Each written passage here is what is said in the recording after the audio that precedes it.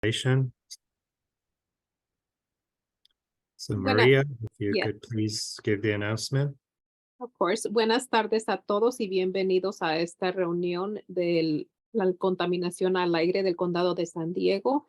Si usted es un hablante de español, en un momento va a aparecer un globo en la parte de abajo de su pantalla.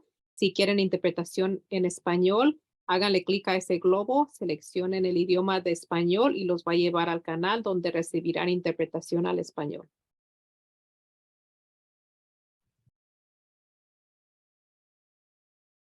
Thank you, Maria. Again, good evening and welcome to San Diego Air Pollution Control District's public information meeting for our 2022 California Air Toxic Hotspots annual report. I'm Mohsen Nazemi. I'm the Chief of Engineering Division at San Diego APCD. And with me, there are a few other representatives from San Diego APCD. And I will ask them to introduce themselves. Jim, do you want to go ahead? Sure. Good evening, everyone. I'm Jim Sweeney. I'm a senior engineer with the Air District, and I help lead the section that implements the Hotspots program. And Miney, would you like to introduce yourself? Sure. Good evening, everyone. Thank you very much for attending this meeting. I'm Mayani Luther. I'm a deputy director for the district. All right, thank you. And Jania, do you want to also introduce yourself? Sure. Hi, everyone. My name is Jania Lofgren. I am a senior engineer here at the district, and I help lead our toxics and emissions inventory team. All right, thanks, Jania. And Stephen, do you want to introduce yourself too? Yes. Hi, good evening. My name is Stephen Amberg. I am an air quality specialist here with the district. Right, thank you.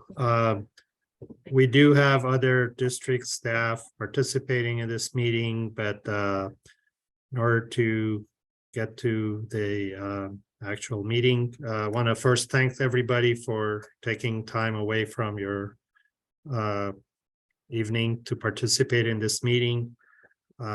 We do have a short presentation to provide some information about the activities that the district has performed in 2022 related to the California Toxic Hotspots or AB 2588 program. And the main purpose of our meeting is to get input from the public. And what we would like to ask you to do is please to hold your questions until we're done with the presentation. And questions can be asked either through the chat by typing in your question or by raising your hand, and then we can unmute you and have you ask the question. We'll try to answer the chat questions first to make sure we get to all the questions.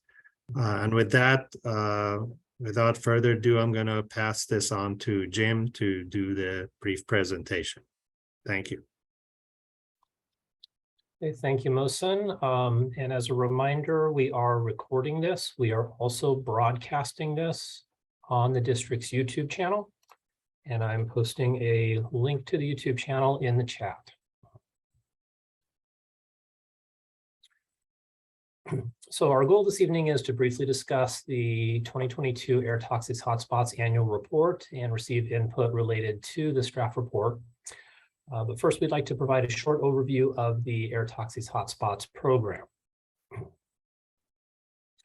So the California Air Toxics Hotspots Act, proposed under Assembly Bill 2588, was enacted in 1987 to evaluate the potential health risks from toxic air contaminants emitted by stationary sources. And based on those potential health risks, the program requires public notification to ensure the public's right to know about facilities that created elevated health risks and risk reduction requirements to reduce those risks. It's important to highlight that the requirements of this program, again, public notification and risk reduction, only apply to potential health risks that come from air toxic emissions from stationary sources.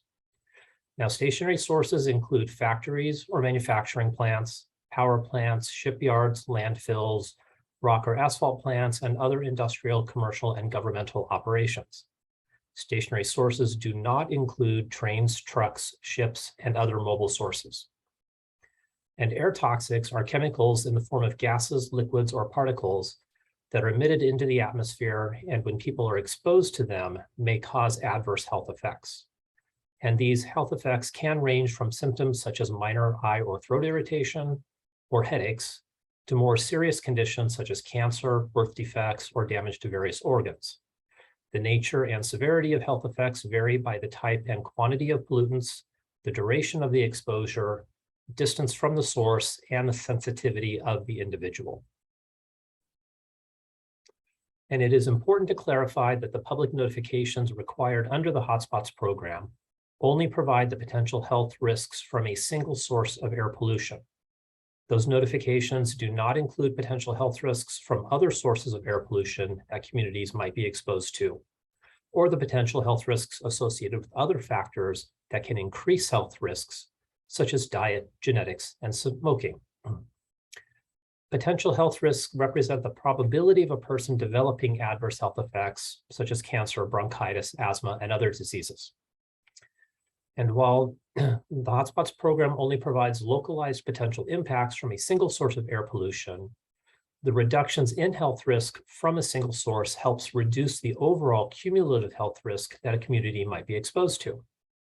And the district has been actively working with the California Air Resources Board to quantify cumulative cancer risks from all sources of air pollution for certain communities. Now, this slide shows the thresholds for public notification and risk reduction in District Rule 1210 for various types of health risks. Public notification is a core element of the program as it ensures the public's right to know about possible health risks from exposure to air toxic emissions from stationary sources. And risk reduction requirements involve the development and implementation of a plan to reduce the health risk associated with air toxic emissions.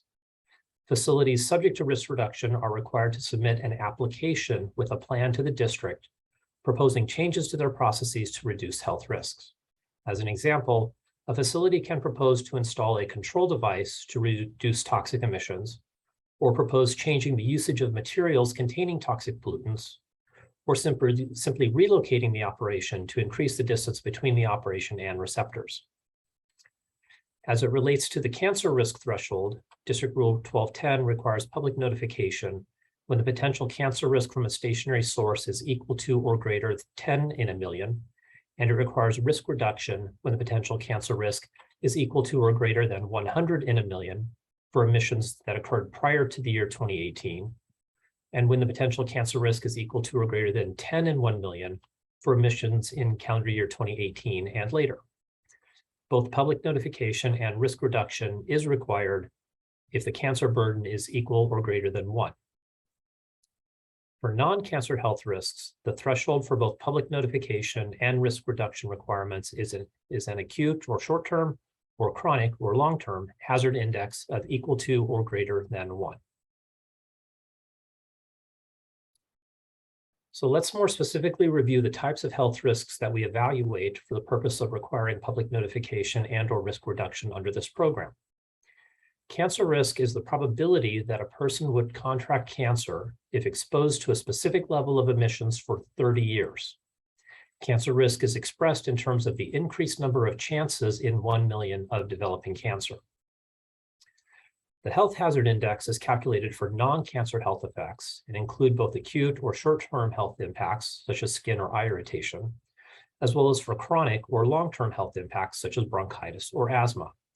A health hazard index value below 1 indicates that there are no adverse health effects from exposure to the air toxic emissions. And cancer burden is an estimate of the number of people that can contract cancer within a population that would be exposed to a certain level of emissions for 70 years.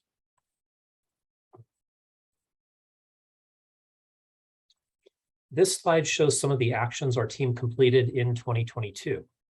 We processed 200 emission inventories. These inventories are very important as they quantify air toxic emissions from stationary sources and identify which sources can potentially create elevated health risks. Stationary sources include factories, power plants, shipyards, landfills, and other operations that can create air pollution. We approved 34 health risk assessments. Now, these health risk assessments estimate the potential negative effects that sources of air pollution can create. 17 facilities had to provide a public notification, and these facilities that can create negative health effects are required to notify the community that can be impacted by those health effects.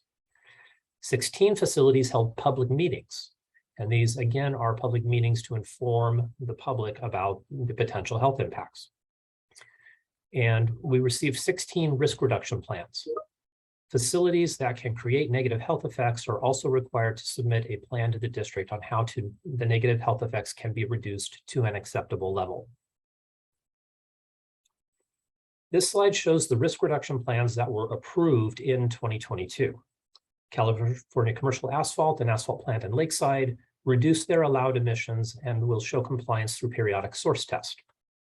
Encino Wastewater Authority, a municipal wastewater treatment plant in Carlsbad, removed the equipment that had those emissions to reduce their toxic emissions.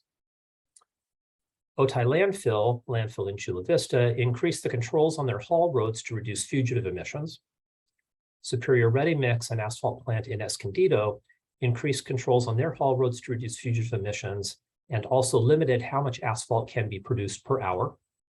And Sycamore Landfill, a landfill in Santee, increased controls on their haul roads to reduce fugitive emissions. Additionally, there are a total of 11 risk reduction plans that the district is currently reviewing. Public education is a core element of this program, and we'd like to go over a few tools available to stay informed of the updates and new developments under this program. The first one on the district's website is a page dedicated to the Hotspots program, and I will be putting a link in the chat here in a moment. Midway down on that page is an interactive map showing all the facilities that have had to do health risk assessments, and we will have a demonstration of that map in just a moment.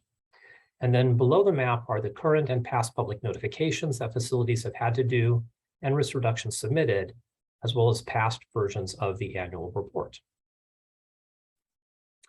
And next, Stephen Amberg with the district will demonstrate the interactive map. Stephen?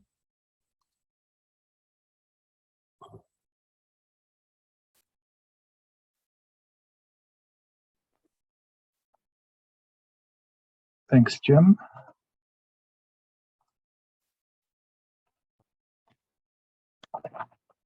So we created a mapping tool to help visualize the impacts of the Hotspots program. This opening screen on the map has instructions and details on how to use the tool. I'm not going to go through that today. It's just a short demonstration. Please be sure to read through the instructions before using this tool. The opening screen on the map shows the most recent approved HRAs and whether the health standards were exceeded or not based on the icon visualized. If you'd like to view more information about a specific facility, you can click on the icon and it will show you details including the name, address, inventory year. We'll also provide you details about the scores that the facility received during the HRA process. If you continue to scroll down, you can view more documents, including our approval documents, the public notice documents, any documents related to the public meeting, and risk reduction plan documents that were submitted and reviewed by the district. There are some other versions of the map available, and we can look at the HRAs in progress. And these would be facilities that are required to do an HRA, but has not yet been approved by the district. And we can also look at the areas of impact that these facilities may have on a certain community. So we can look at those impacts by the type of risk and the type of people that those risks are impacting. So today for this demonstration, we're going to look at the cancer risk to residents. We can see that there are 5 facilities on the map that have cancer risks that are impacting residents. If we zoom in closer to some of these facilities, we can see the outer boundary that this facility notification I set up for this facility. This is the boundary of the area of potentially elevated health risks that this facility is causing. In this particular area, there are two facilities that have overlapping boundaries in specific areas.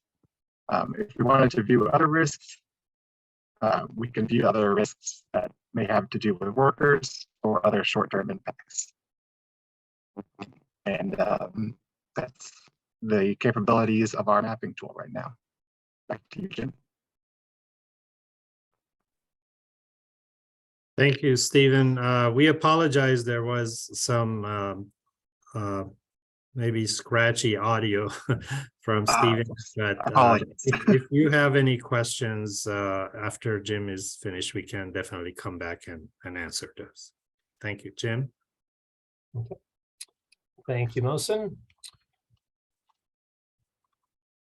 Okay, so for the next steps, the district is interested to listen to your input and answer any questions. Besides the comments and input we get tonight, if you have further comments that you want to be considered for inclusion in the report that will go to our board, please submit them in writing by close of business on April 28th. We will present the report to the district governing board at their May 11th meeting, and there will be another opportunity there for you to provide comments and ask questions about the report. And then we will ask them to approve the distribution of the report. And if they approve that, we will then distribute the final report. Most importantly, the district is committed to continuing implementing the requirements of this program. Now, as previously mentioned, our primary goal this evening is to receive your input and feedback. If you have comments or questions, please either type them into the chat or raise your hand to be unmuted. And if you have comments after this meeting, please use the email address listed in the meeting notice. It'll be on the next slide. To submit, again, submit your comments by April 28th if you want them to be included in the report that is presented to the board. But again, you can also present comments at the board meeting. So here are some more tools available to stay informed of the updates and new developments under this program. One is the homepage for the district's website, and I will put the link in the chat again. At the bottom of this page, we have links to our social media accounts and also to an email subscription service for receiving notifications and updates from the district. This is a good way to stay informed about this program and other things the district is doing. Just be sure to select Air Pollution Control District News to receive these updates. Oops. And last, if you want to contact us about the program, including submitting any comments about this draft report, please use the APCD engineering email address shown. Thank you.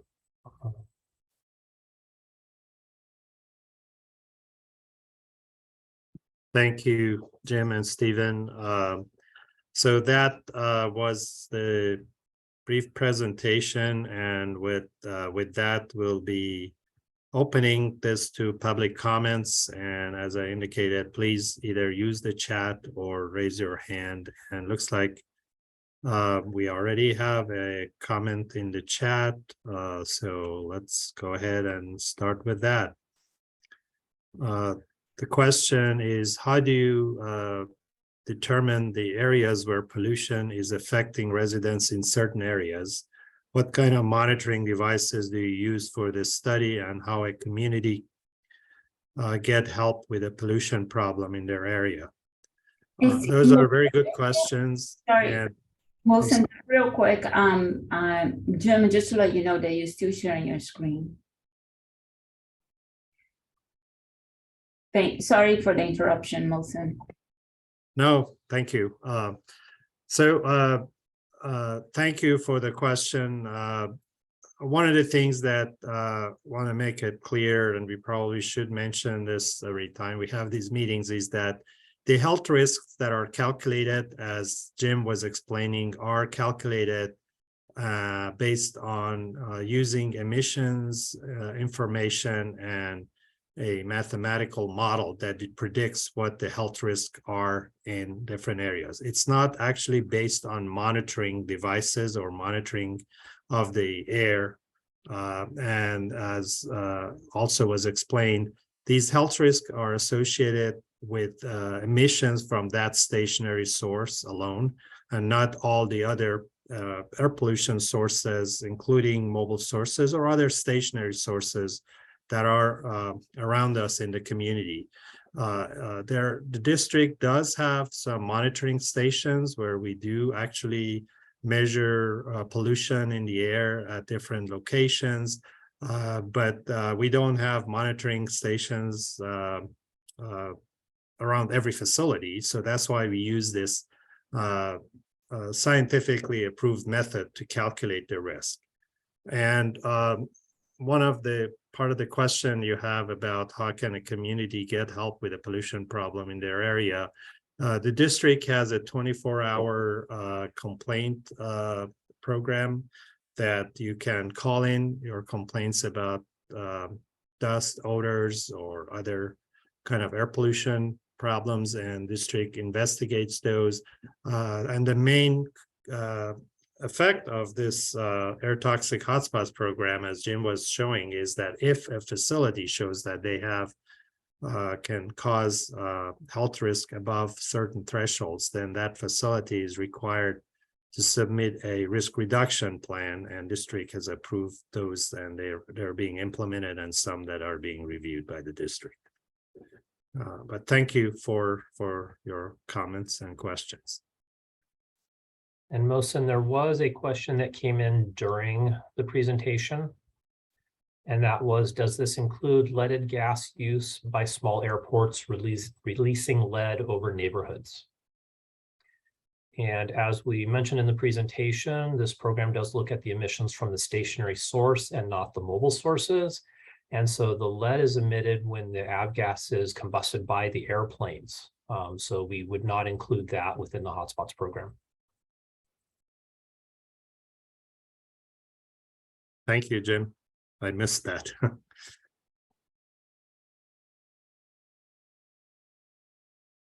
Any other questions or comments? If you like, you can also raise your hand and we can unmute you so you can ask the question yourself.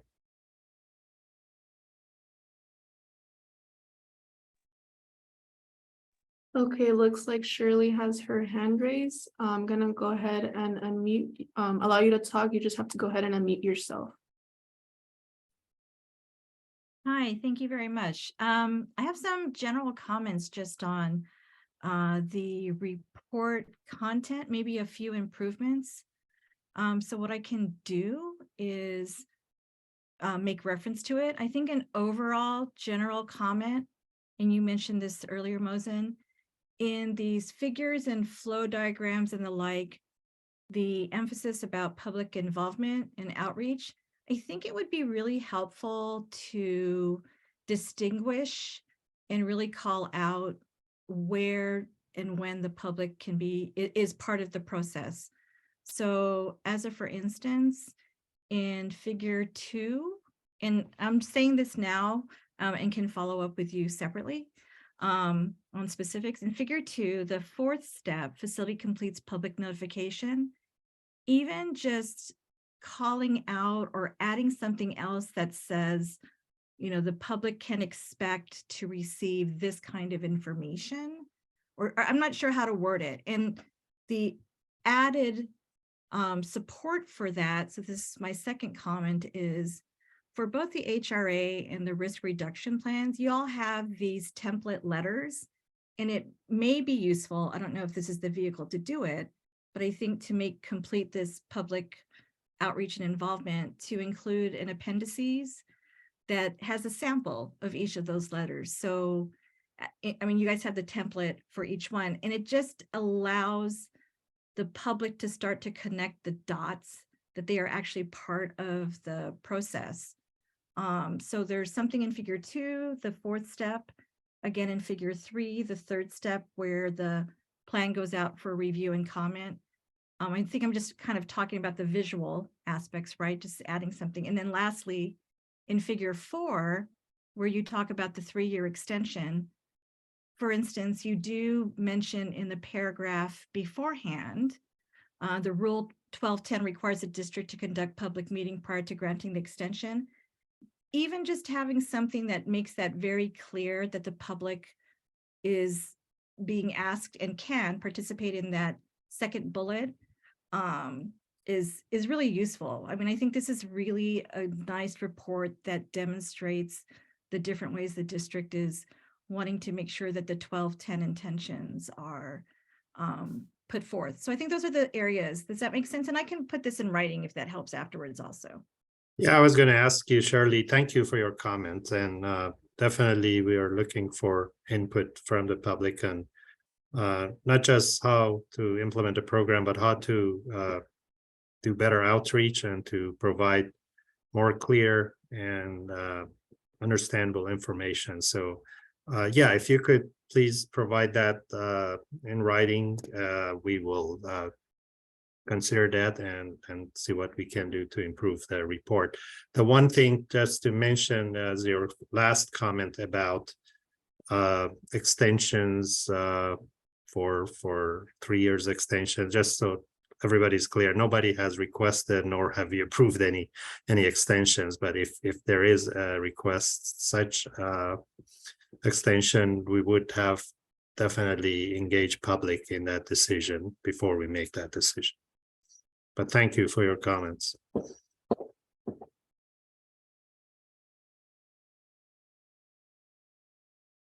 Any other questions or comments? It doesn't look like we have any other hands raised. Okay, thank you, Michelle. Once again, I appreciate all of you participating in the evening meeting, and I know you have a lot of other family and other commitments that you are